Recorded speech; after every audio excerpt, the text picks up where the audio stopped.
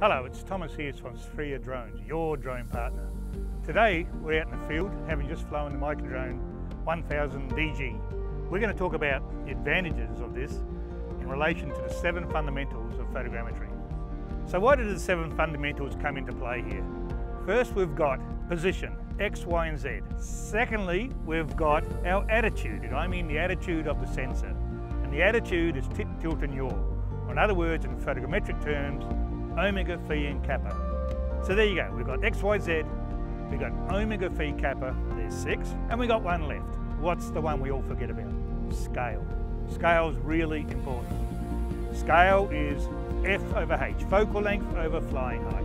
So if you've got a metric camera, we know our focal length really well. It does not change. Poorer cameras, the focal length actually changes during the mapping sorties. And that means our scales change.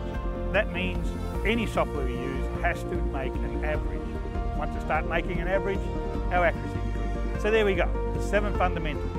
X, Y, Z, omega, phi, kappa, and scale. The Microdrone 1000 DG resolves all of those for us on each and every photo.